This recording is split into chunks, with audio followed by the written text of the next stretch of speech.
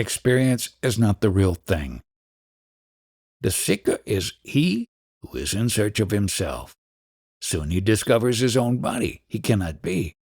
Once the conviction, I am not the body, becomes so well grounded that it can no longer feel, think, and act for and on behalf of the body, he will easily discover that he is the universal being, knowing, acting, that in him and through him, the entire universe is real, conscious, and active. This is the heart of the problem. Either you are body conscious and a slave of circumstances, or you are the universal consciousness itself, in full control of every event. Yet consciousness, individual or universal, is not my true abode.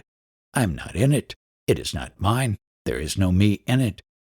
I am beyond, though it is not easy to explain how one can be neither conscious nor unconscious, but just beyond. I cannot say that I am in God or I am God. God is the universal light and love, the universal witness. I am beyond the universal even. In that case, you are without name and shape. What kind of being have you? I am what I am, neither with form nor formless, neither conscious nor unconscious. I am outside all these categories. You are taking the neti-neti, not this approach. You can find me by mere denial. I am as well everything as nothing, nor both nor either. These definitions apply to the Lord of the universe, not to me. Do you intend to convey that you are just nothing? Oh no, I am complete and perfect. I am the beingness of being, the knowingness of knowing, the fullness of happiness. You cannot reduce me to emptiness. If you are beyond words, what shall we talk about? Metaphysically speaking, what you say holds together. There is no inner contradiction, but there is no food for me in what you say. It is so completely beyond my urgent needs. When I ask for bread, you are giving me jewels. They are beautiful, no doubt, but I am hungry. It is not so. I am offering you exactly what you need. Awakening. You are not hungry and you need no bread. You need cessation, relinquishing, disentanglement. What you believe you need is not what you need. Your real need, I know, not you. You need to return to the state in which I am, your natural state. Anything else you may think of is an illusion and an obstacle. Believe me, you need nothing except to be what you are. You imagine you will increase your value by acquisition. It is like gold imagining that an addition of copper will improve it. Elimination and purification, renunciation of all that is foreign to your nature is enough. All else is vanity. It is easier said than done. A man comes to you with stomach ache and you advise him to disgorge his stomach. Of course, without the mind there will be no problems, but the mind is there, most tangibly. It is the mind that tells you that the mind is there. Don't be deceived. All the endless arguments about the mind are produced by the mind itself for its own protection, continuation, and expansion. It is the blank refusal to consider the convolutions and the convolutions of the mind that can take you beyond it. Sir, I am a humble seeker, while you are the supreme reality itself. Now the seeker approaches the supreme in order to be enlightened. What does the supreme do? Listen to what I keep on telling you and do not move away from it. Think of it all the time and of nothing else. Having reached that far, abandon all thoughts, not only of the world, but of yourself also. Stay beyond all thoughts, in silent being awareness. It is not progress, for what you come to is already there in you, waiting for you. So you say I should try to stop thinking and stay steady in the idea I am. Yes, and whatever thoughts come to you in connection with the I am, empty them of all meaning. Pay them no attention. I happen to meet many young people coming from the West, and I find that there is a basic difference when I compare them to the Indians. It looks as if their psyche, antakarana, is different. Concepts like self, reality, pure mind, universal consciousness, the Indian mind grasps easily. They ring familiar. They taste sweet. The Western mind does not respond or just rejects them. It concretizes and wants to utilize it once in the service of accepted values. These values are often personal: health, well-being, prosperity. Sometimes they are social: a better society, a happier life for all.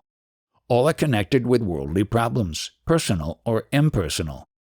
Another difficulty one comes across quite often in talking with the Westerners is that to them everything is experience, as they want to experience food, drink, and women, art and travels. So do they want to experience yoga, realization, and liberation. To them it is just another experience, to be had for a price. They imagine such experience can be purchased, and they bargain about the cost. When one guru quotes too high in terms of time and effort, they go to another, who offers installment terms, apparently very easy, but beset with unfulfillable conditions. It is the old story of not thinking of the gray monkey when taking the medicine. In this case, it is not thinking of the world, abandoning all selfhood, extinguishing every desire, becoming perfect celibates, etc. Naturally, there is a vast cheating going on all levels, and the results are nil. Some gurus, in sheer desperation, abandon all discipline, prescribe no conditions, advise effortlessness, naturalness, simply living in passive awareness, without any pattern of must and must not. And there are many disciples whose past experiences brought them to dislike themselves so badly that they do not want to look at themselves. If they are not disgusted, they are bored. They have surfeit of self-knowledge, and they want something else. Let them not think of themselves if they do not like it. Let them stay with a guru, watch him, think of him. Soon they will experience a kind of bliss, quite new, never experienced before, except maybe in childhood.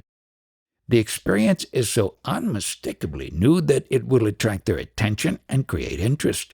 Once the interest is roused, orderly application will follow. These people are very critical and suspicious. They cannot be otherwise.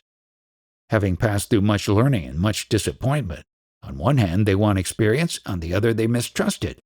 How to reach them, God alone knows.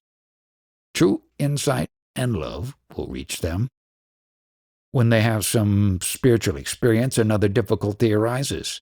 They complain that the experience does not last, that it comes and goes in a haphazard way. Having got hold of the lollipop, they want to suck it all the time. Experience, however sublime, is not the real thing. By its very nature, it comes and goes. Self-realization is not an acquisition. It is more of the nature of understanding. Once arrived at, it cannot be lost. On the other hand, consciousness is changeful, flowing, undergoing transformation from moment to moment. Do not hold on to consciousness and its contents. Consciousness held ceases. To try to perpetuate a flash of insight or a burst of happiness is destructive of what it wants to preserve. What comes must go. The permanent is beyond all comings and goings. Go to the root of all experience, to the sense of being. Beyond being and not being lies the immensity of the real. Try and try again. To try one needs faith.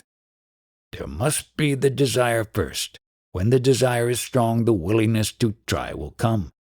You do not need assurance of success when the desire is strong. You are ready to gamble. Strong desire, strong faith, it comes to the same. These people do not trust either their parents or the society or even themselves. All they touch turns to ashes. Give them one experience, absolutely genuine, indubitable, beyond the argumentations of the mind, and they will follow you to the world's end. But I am doing nothing else. Tirelessly I draw their attention to the one incontrovertible factor, that of being. Being needs no proofs. It proves all else. If only they go deeply into the fact of being and discover the vastness and the glory to which the I Am is the door, and cross the door and go beyond it, their life will be full of happiness and light. Believe me, the effort needed is as nothing when compared with the discoveries arrived at. What you say is right, but these people have neither confidence nor patience. Even a short effort tires them. It is really pathetic to see them groping blindly and yet unable to hold on to the helping hand. They are such nice people fundamentally, but totally bewildered. I tell them, you cannot have truth on your own terms. You must accept the conditions. To this they answer, some will accept the conditions and some will not. Acceptance or non-acceptance are superficial and accidental. Reality is in all. There must be a way for all to tread, with no conditions attached. There is such a way open to all, on every level and every walk of life. Everybody is aware of himself. The deepening and broadening of self-awareness is the royal way. Call it mindfulness or witnessing or just attention. It is for all. None is unripe for it and none can fail. But of course you must not be merely alert. Your mindfulness must include the mind also. Witnessing is primarily awareness of consciousness and its movements. Seek the source of consciousness. We were talking the other day about the ways of the modern Western mind and the difficulty it finds in submitting to the moral and intellectual discipline of the Vedanta. One of the obstacles lies in the young Europeans' or Americans' preoccupation with the disastrous condition of the world and the urgent need of setting it right. They have no patience with people like you who preach personal improvement as a precondition for the betterment of the world. They say it is neither possible nor necessary. Humanity is ready for a change of systems, social, economic, political, a world government, world police, world planning, and the abolition of all physical and ideological barriers. This is enough. No personal transformation is needed. No doubt people shape society, but society shapes people too.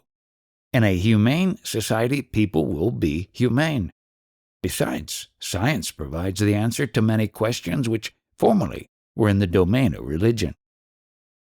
No doubt striving for the improvement of the world is a most praiseworthy occupation. Done selflessly, it clarifies the mind and purifies the heart. But soon man will realize that he pursues a mirage. Local and temporary improvement is always possible, and was achieved again and again under the influence of a great king or teacher. But it would soon come to an end, leaving humanity in a new cycle of misery. It is in the nature of all manifestation that the good and the bad follow each other and in equal measure. The true refuge is only in the unmanifested. Are you not advising escape? On the contrary, the only way to renewal lies through destruction. You must melt down the old jewelry into formless gold before you can mold a new one. Only the people who have gone beyond the world can change the world. It never happened otherwise. The few whose impact was long-lasting were all knowers of reality. Reach their level and then only talk of helping the world. It is not the rivers and mountains that we want to help, but the people. There is nothing wrong with the world but for the people who make it bad. Go and ask them to behave. Desire and fear make them behave as they do. Exactly. As long as human behavior is dominated by desire and fear, there is not much hope. And to know how to approach the people effectively, you must yourself be free of all desire and fear. Certain basic desires and fears are inevitable, such as are connected with food, sex, and death. These are needs, and as needs they are easy to meet. Even death is a need. Having lived a long and fruitful life, you feel the need to die. Only when wrongly applied, desire and fear are destructive. By all means, desire the right and fear the wrong. But when people desire what is wrong and fear what is right, they create chaos and despair. What is right and what is wrong? Relatively, what causes suffering is wrong. What alleviates it is right. Absolutely, what brings you back to reality is right, and what dims reality is wrong. When we talk of helping humanity, we mean a struggle against disorder and suffering. You merely talk of helping. Have you ever really helped a single man? Have you ever put one soul beyond the need of further help? Can you give a man character based on full realization of his duties and opportunities at least, if not on the insight into his true being? When you do not know what is good for yourself, how can you know what is good for others? The adequate supply of means of livelihood is good for all. You may be God himself, but you need a well-fed body to talk to us. It is you that need my body to talk to you. I am not my body, nor do I need it. I am the witness only. I have no shape of my own. You are so accustomed to think of yourselves as bodies having consciousness that you just cannot imagine consciousness as having bodies. Once you realize that bodily existence is but a state of mind, a movement in consciousness, that the ocean of consciousness is infinite and eternal, and that when in touch with consciousness, you are the witness only, you will be able to withdraw beyond consciousness altogether. We are told there are many levels of existences. Do you exit and function on all the levels? While you are on earth, are you also in heaven, Svarga? I am nowhere to be found. I am not a thing to be given a place among other things. All things are in me, and I am not among things. You are telling me about the superstructure while I am concerned with the foundations. The superstructures rise and fall, but the foundations last. I'm not interested in the transient, while you talk of nothing else. Forgive me a strange question. If somebody with a razor-sharp sword would suddenly sever your head, what difference would it make to you? None whatsoever. The body will lose its head. Certain lines of communication will be cut. That is all. Two people talk to each other on the phone, and the wire is cut. Nothing happens to the people, only they must look for some other means of communication. The Bhagavad Gita says, the sword does not cut it. It is literally so.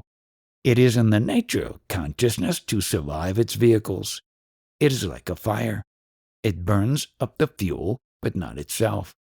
Just like a fire can outlast a mountain of fuel, so does consciousness survive innumerable bodies. The fuel affects the flame. As long as it lasts, change the nature of the fuel, and the color and appearance of the flame will change. Now we are talking to each other, for this presence is needed. Unless we are present, we cannot talk. But presence by itself is not enough. There must also be the desire to talk. Above all, we want to remain conscious. We shall bear every suffering and humiliation, but we shall rather remain conscious. Unless we revolt against this craving for experience and let go the manifested altogether, there can be no relief. We shall remain trapped. You say you are the silent witness, and also you are beyond consciousness. Is there no contradiction in it? If you are beyond consciousness, what are you witnessing to? I am conscious and unconscious, both conscious and unconscious, neither conscious nor unconscious. To all, I am witness. But really, there is no witness because there is nothing to be a witness to. I am perfectly empty of all mental formations, void of mind, yet fully aware. This I try to express by saying that I am beyond the mind.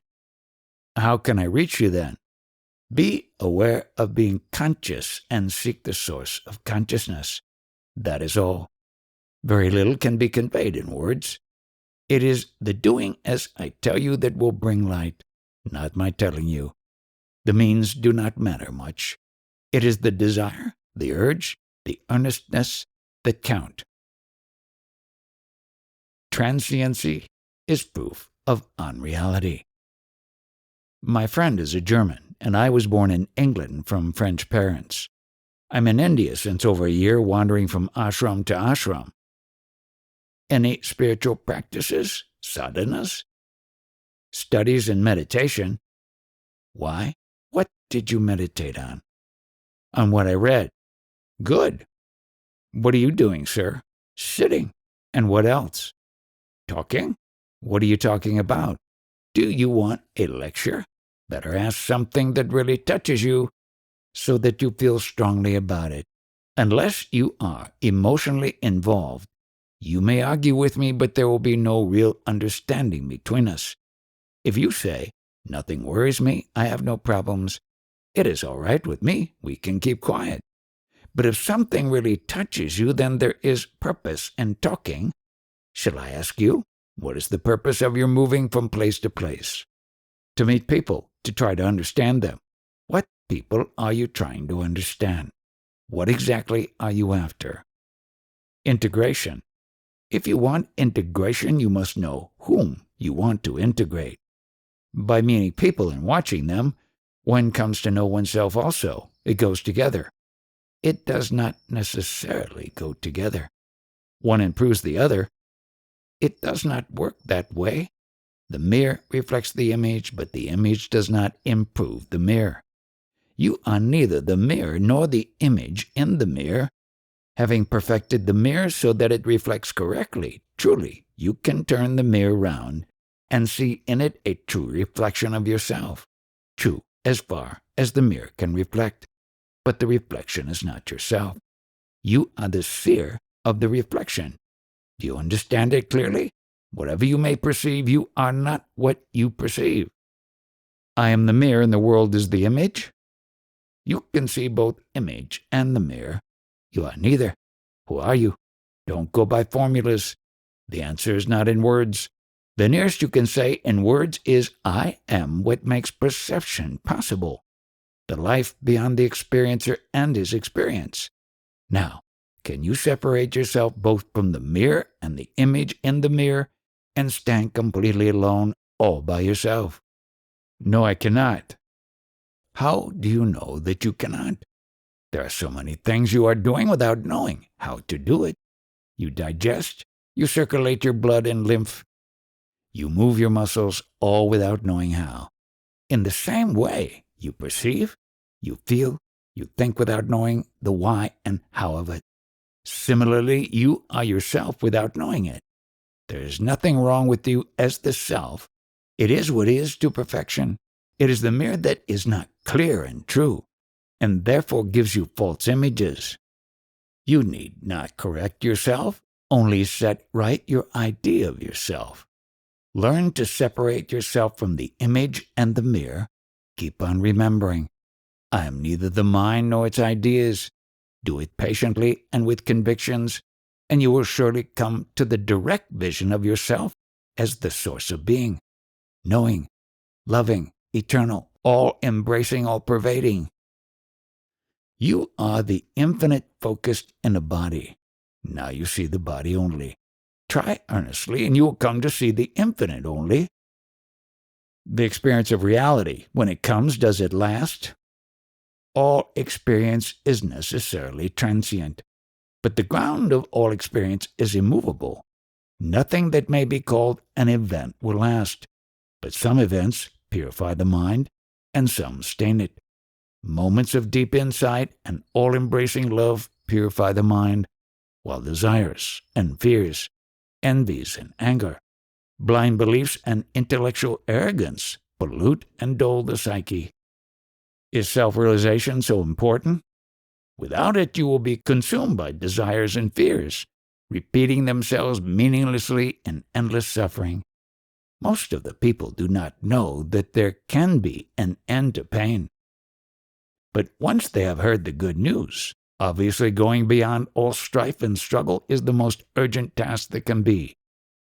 You know that you can be free, and now it is up to you. Either you remain forever hungry and thirsty, longing, searching, grabbing, holding, ever losing and sorrowing, or go out wholeheartedly in search of the state of timeless perfection, to which nothing can be added, from which nothing taken away. In it all desires and fears are absent, not because they were given up, but because they have lost their meaning. So far I've been following you. Now, what am I expected to do? There is nothing to do, just be. Do nothing, be. No climbing mountains and sitting in caves. I do not even say be yourself, since you do not know yourself. Just be, Having seen that you are neither the outer world of perceivables nor the inner world of thinkables, that you are neither the body nor mind, just be. Surely there are degrees of realization. There are no steps to self-realization. There is nothing gradual about it. It happens suddenly and is irreversible. You rotate into a new dimension, seen from which the previous ones are mere abstractions. Just like on sunrise, you see things as they are. So on self-realization, you see everything as it is. The world of illusions is left behind. In the state of realization, do things change? They become colorful and full of meaning? The experience is quite right, but it is not the experience of reality, Sadvanubhav, of the universe. Nevertheless, there is progress. There can be progress only in the preparation, sadhana. Realization is sudden. The fruit ripens slowly. It falls suddenly and without return. I'm physically and mentally at peace. What more do I need? Yours may not be the ultimate state. You will recognize that you have returned to your natural state by a complete absence of all desire and fear. After all, at the root of all desire and fear is the feeling of not being what you are. Just as a dislocated joint pains only as long as it is out of shape, and is forgotten as soon as it is set right, so is all self-concern a symptom of mental distortion, which disappears as soon as one is in the normal state.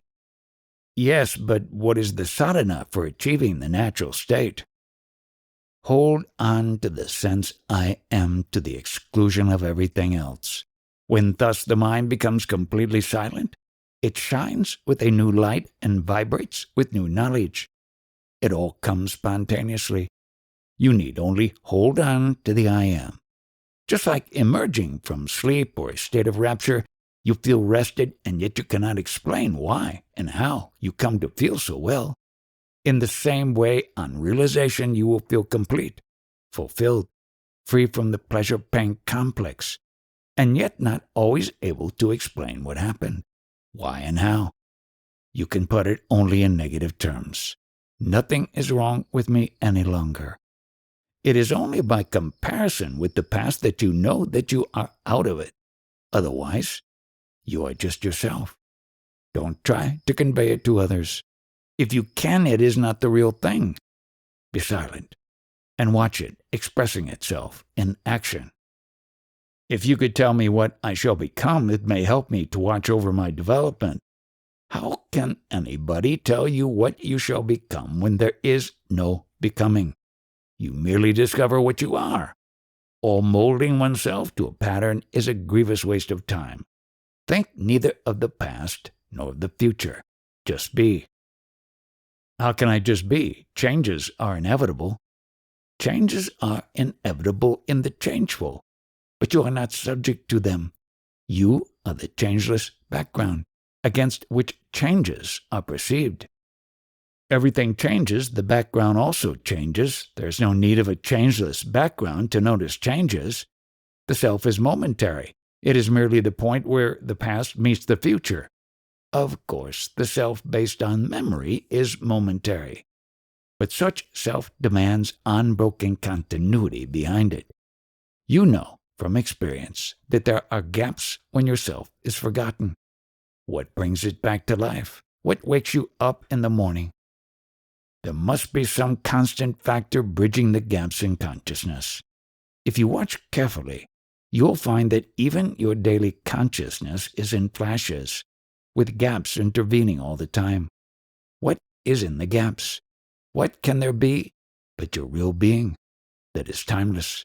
Mind and mindlessness are one to it.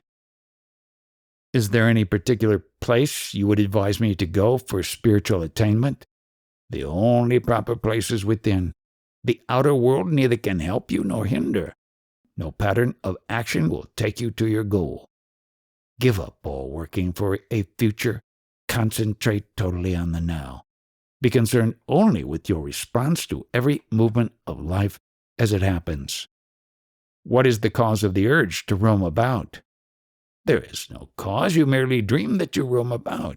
In a few years, your stay in India will appear as a dream to you. You will dream some other dream at the same time. Do realize that it is not you who moves from dream to dream, but the dreams flow before you, and you are the immutable witness. No happening affects your real being. That is the absolute truth. Can I not move about physically and keep steady inwardly? You can, but what purpose does it serve? If you are earnest, you will find that in the end, you will get fed up with roaming and regret the waste of energy and time. To find yourself, you need not take a single step. Is there any difference between the experience of the self, Atman, and of the absolute, Brahman? There can be no experience of the absolute, as it is beyond all experience. On the other hand, the self is the experiencing factor in every experience, and thus, in a way, validates the multiplicity of experiences. The world may be full of things of great value, but there is nobody to buy them. They have no price. The Absolute contains everything experienceable, but without the experience, they are as nothing. That which makes the experience possible is the Absolute. That which makes it actual is the Self. Don't we reach the Absolute through a gradation of experiences? Beginning with the grossest, we end with the most sublime? There can be no experience without desire for it. There can be gradation between desires, but between the most sublime desire and the freedom from all desire, there is an abyss which must be crossed. The unreal may look real, but it is transient. The real is not afraid of time. Is not the unreal the expression of the real? How can it be? It is like saying that truth expresses itself in dreams. To the real, the unreal is not. It appears to be real only because you believe in it. Doubt it, and it ceases. When you are in love with somebody, you give it reality. You imagine your love to be all-powerful and everlasting. When it comes to an end, you say, I thought it was real, but it wasn't. Transiency is the best proof of unreality. What is limited in time and space and applicable to one person only is not real. The real is for all and forever. Above everything else, you cherish yourself. You would accept nothing in exchange for your existence. The desire to be is the strongest of all desires and will go only on the realization of your true nature. Even in the unreal, there is a touch of reality. Yes, the reality you impart to it by taking it to be real. Having convinced yourself, you are bound by your conviction. When the sun shines, colors appear. When it sets, they disappear. Where are the colors without the light? This is thinking in terms of duality. All thinking is in duality. In identity, no thought survives.